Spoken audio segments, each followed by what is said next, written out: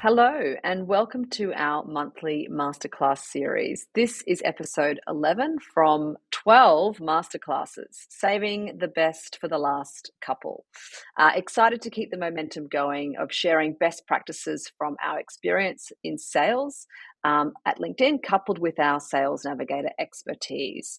My name is Sally McAlone, and I'm a customer success manager based out of our Sydney office. I have a great role here working with our largest global accounts, helping them to implement and leverage Sales Navigator to help grow their organizations. And I am delighted to be co-hosting today's session with my partner, Chloe, who has just returned from working in the New York office. Chloe, over to you. Thank you, Sally. And hi, everybody. My name is Chloe Johnston. And as Sally mentioned, I work alongside her in our global accounts team here at LinkedIn in Sydney. And I've just returned from working in the Big Apple for 2 years back to sunny Sydney.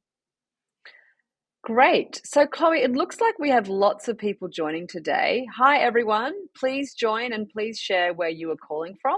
It looks like we have people all across APAC calling in today. So, I hope everyone is keeping well and energized for today's session. Well, I know I'm definitely energized for today's session. Getting to host with you, Sally, what more could I possibly want? But in all seriousness, the topic we are discussing today is one that we do focus very heavily on in customer success, and it's one that I do strongly believe leads to success. And that topic is knowing and growing your accounts. So this session has been built for anyone in sales or go-to-market orgs who want to find avenues to get relevant information about their accounts. And it's also about getting the meetings, turning up with the right mindset to help them grow and identify opportunities within the accounts. Now, Sally, you thought of this title. What does know and grow your accounts mean to you? Yes, you know me, Chloe. I do love a slogan. Well, and I also like to keep it simple. And in sales or in any client-facing role, these elements, know and grow, are fundamental. Yes, we absolutely need to know our accounts and our clients. Have such a high expectation of us to know this. And working within the sales organizations, in a client-facing role, we are always looking to add value and grow our accounts, hence the grow part. Whether that be in product, relationships, services, engagement, we are always looking to build trust and move the needle with our accounts. Great, thank you, Sally. So let's go over some housekeeping rules before we begin. Firstly, Q&A will be held at the end, but please do leave any questions you have in the chat box at any time throughout the session. We'll have full coverage over the chat box and make sure we answer them. Please download the provided resources. And thirdly, a recording of this webinar will be sent to you by email after the session. So with that being said, let's get cracking. What can we do to know and grow our accounts? Well, let's start with the foundations needed to set ourselves up for success within Sales Navigator. Firstly, you want to double check your settings. And I say this because recently I had an experienced Sales Navigator user ring me and ask me for help because they weren't getting any of their alerts coming through. We checked their settings and we noticed that they had turned all of their alerts off.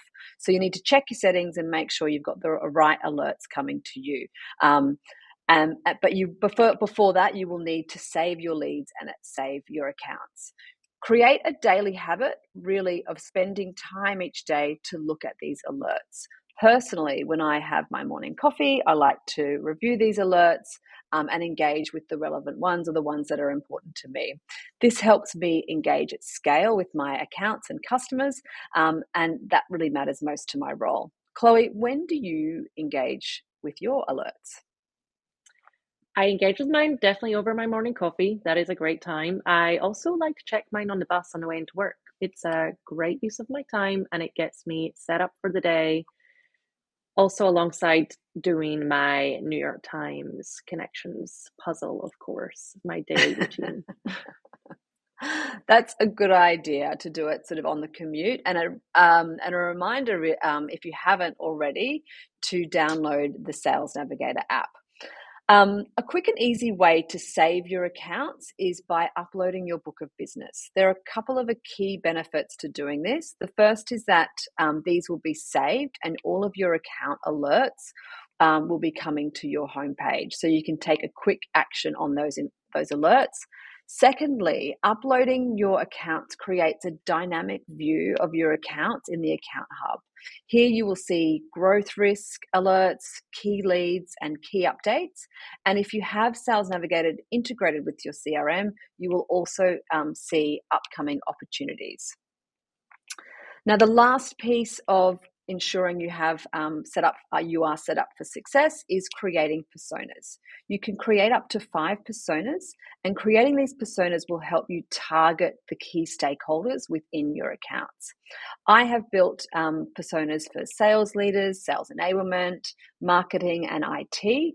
I then like to play around with the geos because I cover APAC. And now that you have your saved account list, you can then quickly identify who are the key stakeholders for each of the personas. So your personas will be available on your account page in the relationship module, and identifying leads within your personas will really help you multi-thread within your accounts. Something that I know that Chloe, you will cover later. So now that you know what you need to do, let me show you where to find your settings, how to upload your book of business, and how to create personas in Sales Navigator. And your settings, you just need to click on your image at the top right hand side and you can see your settings. This will open up the display of all of the settings available to you. You have your email preferences, which I've turned off, but here you'll notice your alert preferences. And if you have any of these turned off, you will not be getting those alerts coming through to you. So it's always good to just jump in, check your settings, and just make sure that you've got the right alerts coming through to you. The next piece I talked about was uploading your book of business. So you can easily do that at the front on the home page under the book of business module. You can see here that I've got my accounts are synced, and so my CRM accounts are coming across. But in order to upload a list of accounts, all you need to do is click on the arrow, click on upload new account list, and essentially you'll be taken through to this page here.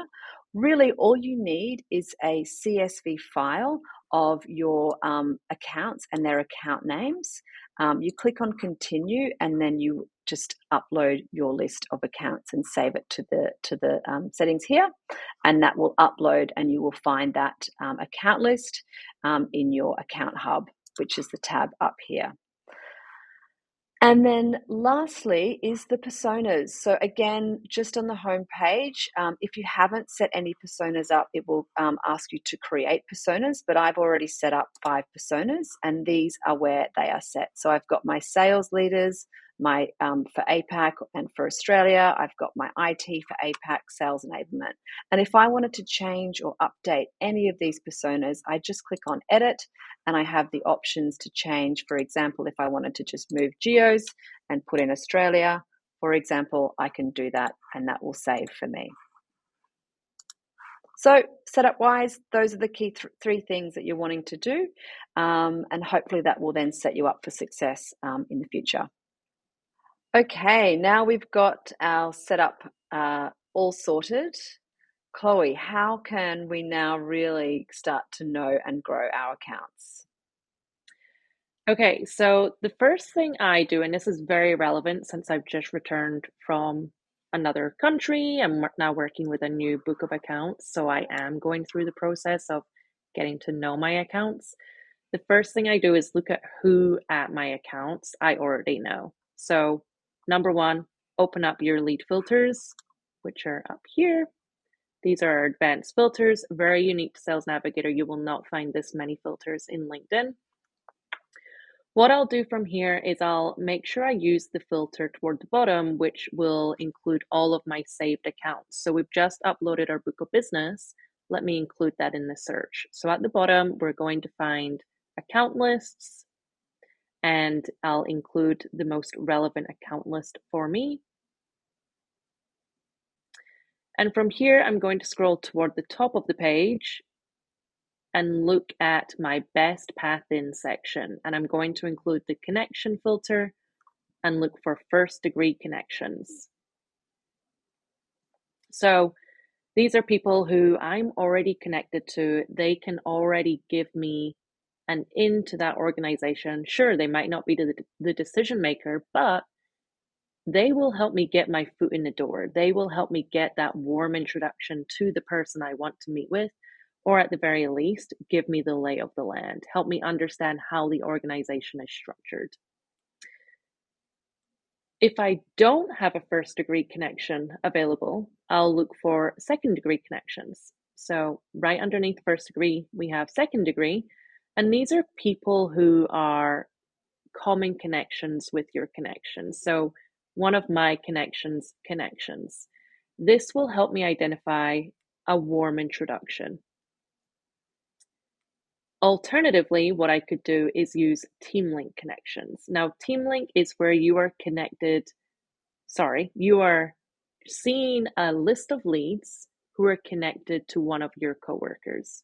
Again, enabling you to identify a warm introduction into your account. And we use TeamLink a lot at LinkedIn, don't we? We love to get introductions via somebody at LinkedIn that can introduce us to, a potential sort of ex-colleague or friend of somebody that has that works at that organization. So TeamLink is really heavily used at LinkedIn. It's so important, and it's also, I should plug, another very unique feature of Sales Navigator. You won't find it in LinkedIn. It's so powerful because it's helping you identify that warm path in, which we know is the most successful way to engage with anyone. It's actually 5 times more likely that you will get a response from someone if you have been introduced to them through someone they already know, rather than sending any form of cold outreach or picking up the phone and just randomly calling someone. Exactly. A warm introduction is a much easier and better way to sort of be introduced to somebody. Definitely. I actually also want to call out one other filter that I use when I'm getting to know my accounts and identifying people at the accounts who may be able to give me an in, and that is past colleague. So let me grab that filter. We'll get rid of best path in here and just scroll down a little bit. You can see past colleague, which actually still falls within best path in. If I toggle this on, it's going to show me a list of people. Let me get rid of Team Link. A list of people within my book of business who have worked at the same organization as me in the past. So, perfect reason for you to reach out. You both share that organization, you both worked at that organization at some point in time, you have that commonality. It's a great icebreaker and a great opportunity for you to reach out and ask for either an introduction or ask for them to give you the lay of the land of that account. What about you, Sally? What filters do you normally use when you're getting to know your accounts? Well, as I have created already my personas, I do like to use the persona filter because that really helps me target the people that are important to me within the account. So I'll use the persona filter as well as sort of the past company or team link filter because I want to get the right people within the right function of the company and then get introduced to them through Team Link or sort of past colleague or whatever. So yeah, I love to use that one as well.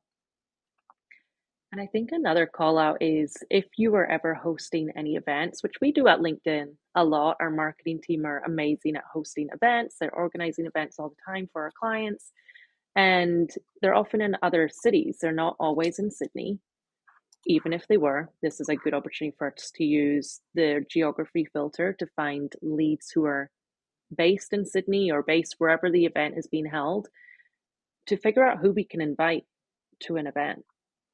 Because I know I'm not retaining all of that knowledge. I'm not remembering where all of my leads are living. And especially after COVID, when a lot of people are working remotely, it's very hard to keep track of where people are actually located. Yeah, that's a great one. And you can actually go down into postcode as well if you wanted to. So you can actually look at postcode or zip code if you really wanted to target the location. Good call out.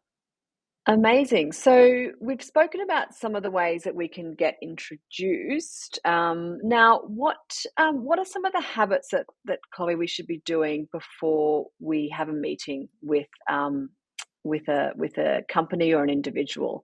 I know for me, the first thing I like to do is review the profile of the company and also the people that I'm meeting with as well. What do you like to do? Okay, very good call out. I absolutely review the company, I review the people. One feature that I am absolutely obsessed with is the account IQ on the account profile. So I've just jumped into an account profile now and I'm going to show account IQ. This is one of our newest features, and it's an AI generated summary of that organization. So instead of having to do research across multiple tabs, Sales Navigator is bringing all of that information to me in one very helpful summary. Yeah, and this is all about the knowing piece within before you go to a meeting. So getting this information um, quick and easily. It's all sourced as well, which I know that a lot of my customers love because they can, look at sort of the highlight, and then they can dig further and look at the sourced information and where it's coming from. So I've had a lot of great sort of feedback from customers who have used Account IQ, and they've really, just one simple habit of looking up the account and account IQ before going to that meeting has really, really helped them know that account. Yeah, and I think, if you're getting to know your accounts before you go into that meeting, you can spend more time in that meeting actually working on growing your accounts. Exactly. And I guess as well, the latest stat shared about this is that 5% of the buyer's journey is spent with the rep. So you only get that sort of 5% to really make an impact. So the more that you could know about the account and about the people within the account, the more successful that meeting is going to be. hmm I also think it would be pretty embarrassing to show up to a meeting with a customer or a prospect and not know anything about their organization. I know I would definitely expect someone to do a bit of research on LinkedIn and myself included before coming to meet with me. Exactly. Um, I agree. The other thing about the account IQ as well, which we should point out, is we talked about the Sales Navigator mobile app. Account IQ is also available on mobile too. So if you're heading to a meeting and you're in sort of transit, you can actually look at the account IQ now on the Sales Navigator app. Yes. And you just reminded me, Sally, one caveat with the account IQ is it will show up for organizations that have 200 plus employees right now, anyway. Yeah, exactly. So, what else do you love and do in order to get to sort of know your accounts, Chloe? What other sources of information do you use and leverage on Sales Navigator? So, when we're talking about accounts, we obviously are meeting with individuals from those accounts. And we mentioned before that it's a two-step process when we're prepping for a meeting. We research the organization and we research the individuals. So that would be the next thing I do. I would go into the individual's profile, the lead profile, and see what about them I can find. What do we share in common? What's their experience? what have they posted on LinkedIn recently. So let me jump into a lead profile now.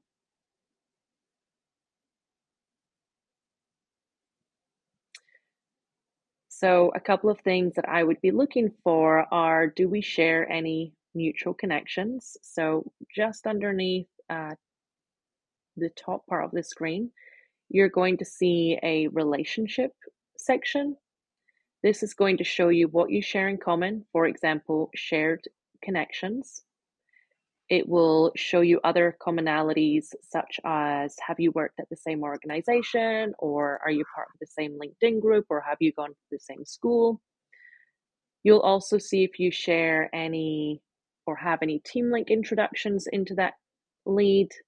And you'll also see if they have recently posted on LinkedIn or commented on somebody else's post or liked a post.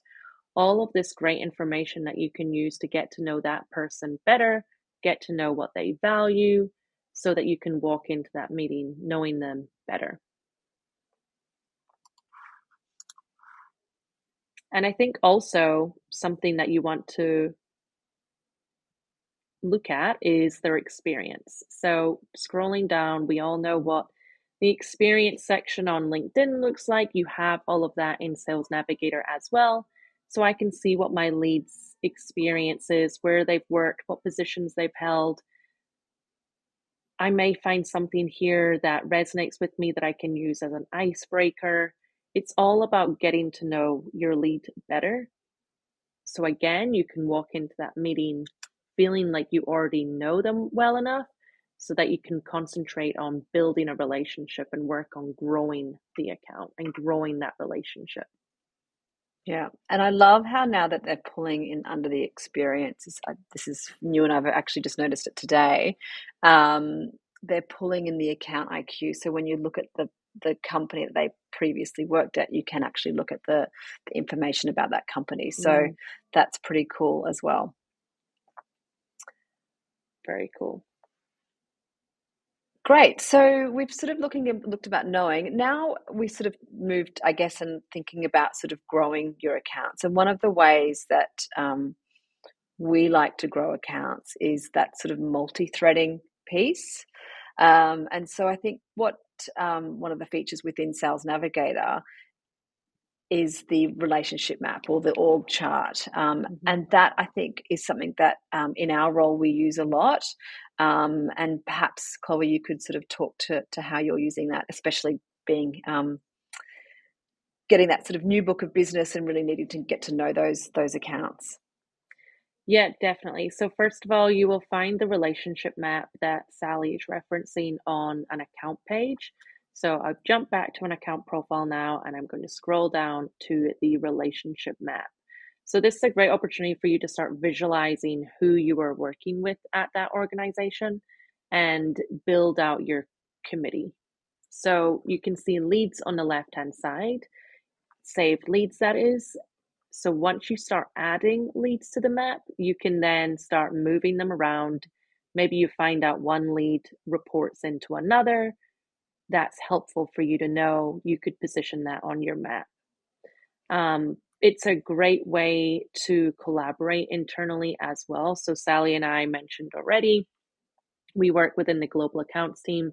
We work with our coworkers around the globe very closely, and the relationship maps are a great tool for us to share. So we build our maps on a regional level, and then what you can do and what we do is we share them. So you can share them with any of your coworkers who are using Sales Navigator, and that allows you to start collaborating. Yeah. My customers love this. They absolutely, I love it too, but my customers love it. They love it for territory planning. So they use it a lot for territory planning. Also transitions as well. So when accounts sort of get moved around or when there's new people on, it's so great to have that sort of relationship map built out. And so just think about sort of coming into a role. I'm sure, Chloe, that you've had a lot of relationship maps already shared with you. So it's a great way to just kind of get a really great view of the key people within that account and also identify gaps as well. So we share with our leaders at LinkedIn. So they like to have a look at our maps really as a coaching exercise to identify, are there any gaps? Could they also help introduce us to sort of some people as well? So that we use it as sort of a coaching way and also a way to really help us really develop and grow that account. So relationships maps can be used in many different ways. And I'm sure you probably all, listening in here, thinking about ways that you could potentially use that in your roles. And what you can also do with maps is give your leads roles. So you'll see on my screen at the moment that each tile says no role.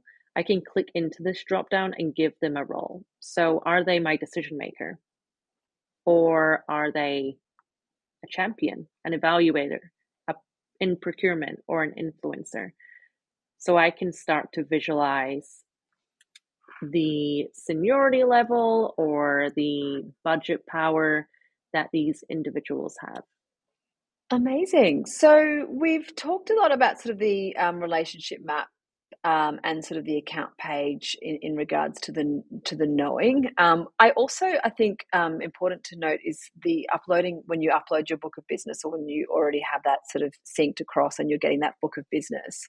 I think it's important to sort of talk about the alerts because I think that way is a really good way of helping to grow your account. So understanding, what's on top of mind for particular individuals or organizations and really acting on that to help grow the account. So I don't know, Chloe, if that's something that you do day to day, but look at those alerts and sort of act on those. Yeah. Are we talking about the homepage alerts that come through? Yes, all the time. So as mentioned before, always looking at these, typically on my bus journey into work, which is often pretty tedious from Bondi, if anyone knows the 333. But this is a great way to get to know your leads, get to know your accounts, because you're getting all of the key alerts posted straight to your homepage. I have my personal go-tos that I look at every day, which are lead career changes and lead updates. I also look at account updates and account news, of course, but my personal favorites are lead career changes and posts. So to do that, to see them, I'll filter by leads, and then I will go one level further and filter by career changes. I'll apply that first so I can just see very quickly, have any of my saved leads changed jobs? Have they moved companies? Have they been promoted and maybe now they've got more influence? Do I need to figure out who's backfilling them? And then what I love about lead shares is this allows me to see what my saved leads are posting on LinkedIn. So something we've not mentioned yet is that when you save a lead in Sales Navigator, it's not you connecting with them on LinkedIn, but by saving them, it allows you to follow their activity on LinkedIn. So you can see what they're posting on LinkedIn in Sales Navigator just by saving them. And I love this because not only does it allow me to see what they're posting, which gives me a sense of what they value and what they care about, but it's also a great way for me to engage with them. So rather than me constantly emailing someone or trying to get through to them on the phone, I can very easily engage with their post, which is a great way to build on that relationship. So in order to do that, you just need to hit view. And then when I say engage with a post, what I mean by that is react to it. So if it resonates with you, of course, make sure you're actually reading it before you go crazy and like everything. But if the post resonates with you, react to it by liking it, applauding it, love hearting it, or even better, if you're trying to really get someone's attention and you do really like the post, comment it, because fewer people comment on a post than they do react to it.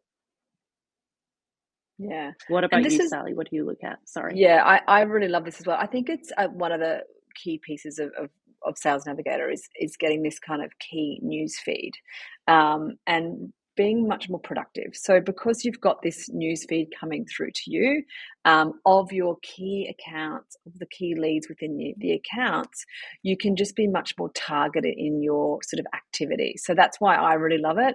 I love looking at sort of the account filter, and then having a look at sort of new decision makers in that account. So do I need to add them to the relationship map? Do I need to get somebody in my sort of team to sort of reach out to them? Do I reach out to them? So that's one of the things that I love to do. But yeah, again, it's just a way of being really targeted on the accounts that are important to you, and also the people within those accounts that are important to you. I really like that you look at new decision makers, because that's such an easy way to multi-thread. And we know that's so important to grow our accounts. Exactly. And like growing accounts can mean different things for different people. So it can mean, growing the commercials or growing the baseline. But, for a lot of people, it's growing those relationships and sort of being able to multi-thread and really grow relationships by, reaching out to new people, engaging with people on the platform. Those are the types of things that help sort of move the needle within the accounts, and help sort of grow the account. So these are some of the key things that people should be doing to achieve that.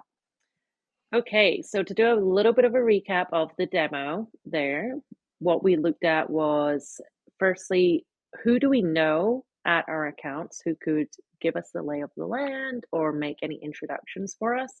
So we looked at some warm paths in, including first degree connections, second degree connections, team link connections, and past colleagues. And now we started to look at how we can get to know our accounts and our leads better. So we looked at features like account IQ, and we looked at a lead profile, so we can really get to understand who we're about to meet with. And now we started to look at how we can grow accounts. And by grow accounts, we looked at the relationship map, so we could start to multi-thread better and also keep on top of some key events that are happening, such as career changes or some really great posts on LinkedIn from your saved leads, all within the homepage alerts. Amazing. So we kind of covered a lot today, didn't we? Which is which is good. What I would just add as well, and this is one of the things that personally I find, and one of the things that my sort of customers and clients come up against is, where do I find the time? How do I find the time to do that? And I really feel it's about kind of creating some healthy habits. So we sort of laughed or sort of joked about you looking at it on the bus on the way into work. But yeah, it's finding the time to do that, and it's creating habits. So whether that's in the morning when you sort of log on, rather than maybe looking at different kind of news websites, that you jump into Sales Navigator and you get those alerts sort of moving through. Likewise, before going to a meeting, just get the account page up, look at the account IQ, look at the people within the accounts, just creating that little sort of habits throughout the day. And I think that that's really where you're going to find the time, in order to sort of really get to sort of know and grow your accounts. So to do like a full kind of recap of today's session and what we've covered, we've talked through the foundations, setting yourself up for success, making sure that you've uploaded your book of business and created your personas. We really dove into sort of getting to know your accounts, and Chloe gave a really great overview of, who's who, using, the team link connections, mapping out your stakeholders. And then we looked at growing those accounts, so making the actions in order to sort of grow those accounts, and relationships within those accounts. And finally, last but not least, making sure that you connect with those people. Actually, it's something that we didn't cover in today's session, and it really goes without saying, is make sure that you are making those connections. And so when you identify somebody within that sort of organization, that you're reaching out and connecting with them, and sort of setting up those meetings. So that's that from today's session. Love it. Well, on that note, we hope to see you all again next month, as we've got another very exciting lineup of sensational presenters sharing their best practices and tips. And we also encourage you to complete the recommended Sales Navigator learning paths in our Learning Centre, which does have the best in class learning resources to help you get the most out of using Sales Navigator. Also, remember to download the Sales Navigator app so you can get the alerts coming through to you and also get to know those accounts on your mobile as opposed to desktop. Mm-hmm. We hope you enjoyed today's session, Sales Navigator Masterclass on knowing and growing your accounts. If you have any questions on any of the topics we've covered, we're happy, very happy, and we'd love to answer them in the Q&A. Great. Well, thank you again so much for taking time out of your very busy schedules to learn with us today. And we really hope these tips and tricks have made your lives easier when it comes to knowing and growing your accounts. Enjoy the rest of your day.